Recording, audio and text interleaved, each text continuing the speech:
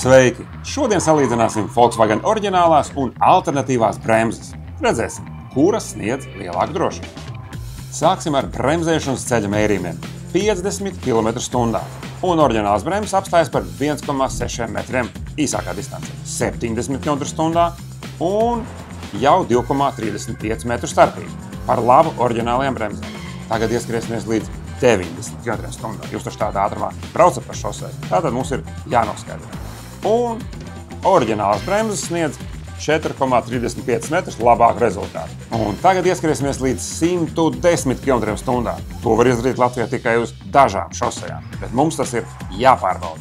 Un bremzēm no 110, un atšķirība jau ir 6,35 metri, kas vidēji ir tātad 22% labāks sniegums ar Volkswagen oriģinālajām bremzēm. Tagad bremžu noguruma tests. Ieskaramies līdz 90 km/h un bremzējam cik tik spēka, vairākas reizes no vietas. Un mēs redzam, ka ar katru reizi alternatīvās bremzes sagurst ar vien vairāk līdz beigās. Starpība ir vairāk kā mašīnas korpusa, jau pie 8. mēģinājuma. Mērot bremžu disku temperatūru pēc braucieniem, redzam, ka tā būtiski atšķiras. Tāpatās arī deformācija alternatīviem diskiem ir lielāka, kā arī alternatīvām uzliktām daudz lielāks uzdeguma pazīmes. Gribi lielāku drošību? Tātad ņem oriģinālu. Testos pierādīts. Volkswagen.